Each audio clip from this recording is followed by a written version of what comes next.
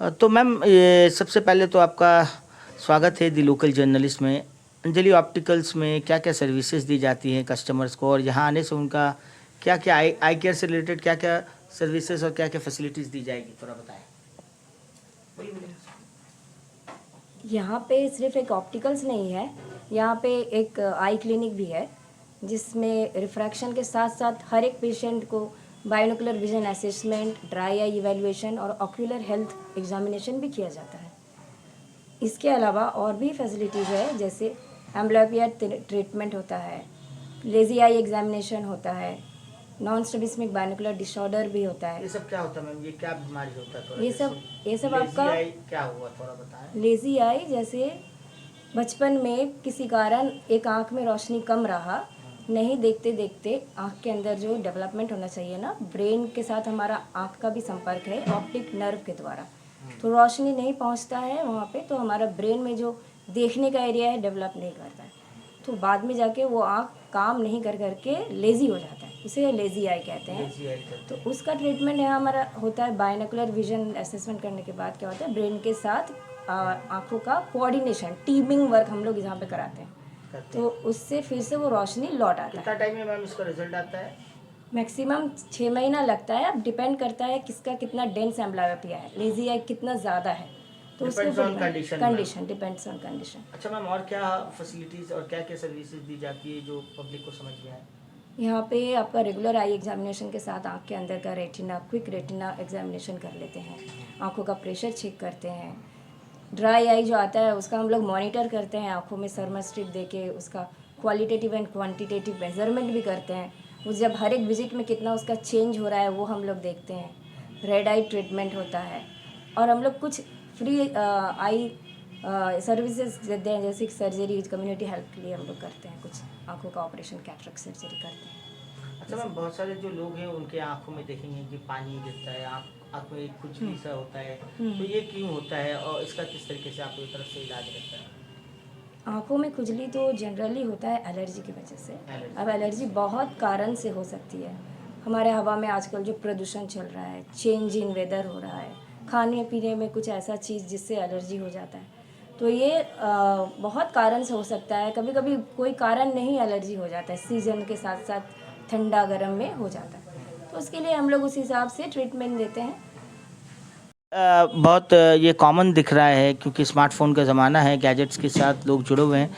Specially बच्चों में जो है बहुत बच्चे जो हैं इस चीज़ को लेकर के बहुत मुतासिर हो रहे हैं, उनकी आँखों में जो है बहुत प्रॉब्लम्स देखने को मिल रहे हैं, पेरेंट्स भी परेशान रहते हैं। तो ये किस तरीके से, ये क्या सिम्टम्स रहता है और इसकी किस तरीके से जो है ट्रीटमेंट होती है, थोड़ा बताएँ पेरेंट्स के लिए जो देख रहे हैं। कंटिन्यूसली आजकल बच्चों में हैबिट हो गया है, मोबाइल फ़ोन के एडिक्ट हो जाते हैं, मोबाइल फ़ोन इतना ज़्यादा चलाते हैं कि उन लोगों का आँख हमेशा स्टेन कंडीशन में रहता है, अकोमोडेट कंडीशन में रहता है, तो उसके लिए पेरेंट्स को चाहिए कि जितना हो सके थोड़ा स्क्रीन टाइम कम करें, और उन लोगों को बाहर धूप में, थोड़ा सुबह का धूप में 2 घंटा खेलने के लिए इनकरेज करें, बाहर का एक्टिविटी में इंगेजमेंट कराएं, फ़ोन जितना हो सके कम से कम यूज़ करें।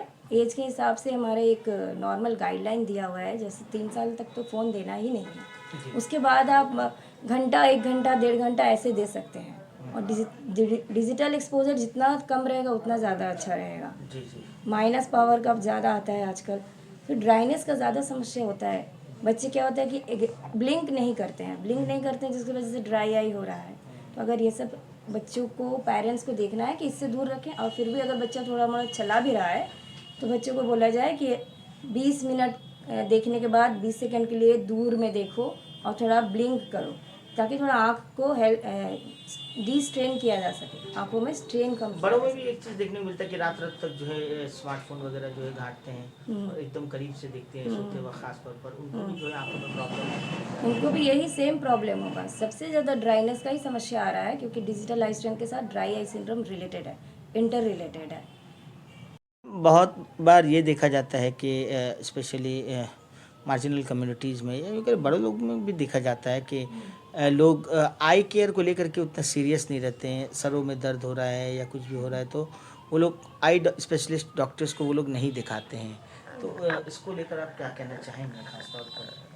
नहीं, बड़ों में भी ये सब अगर हो रहा है तो साल में एक बार चेकअप तो कराना है, उसके साथ साथ जनरल हेल्थ के वजह से भी आँखों में बहुत सारा आँख का हेल्थ प्रॉब्लम स्टार्ट होता है। जैसे किसी को अनकंट्रोल्ड शुगर है, हाइपरटेंशन है, या फिर बहुत सारे ऐसे डिजीजेस हैं जिसमें हमारे रेटिना में उसको रिफ्लेक्ट करता है। डायबिटिक रेटिनोपैथी हुआ, हाइपरटेंसिव रेटिनोपैथी हुआ, तो इसके चलते एक बार चेकअप कम्प्रिहेंसिव कराएं। सिर्फ पावर का चेकअप कराना ही आई चेकअप नहीं होता है, ठीक है। तो ये कराना ज़रूरी है, एक बार कराते रहना कराना है। और अगर जिस डिपेंड करता है कंडीशन पे कि कितना फ्रीक्वेंटली चेकअप कराना है। किसी को 6 महीना पे बुलाया जाता है, किसी को साल भर पे बुलाया जाता है। मैम लोग एक चीज़ से और भी घबराते हैं कि जाएंगे तो बहुत एक्सपेंसिव रहेगा ये सब ट्रीटमेंट, क्या अप्रॉक्स होता है आप लोगों की तरफ से, क्या सर्विसेज क्या फैसिलिटीज दी जाती हैं सब चेकअप के लिए?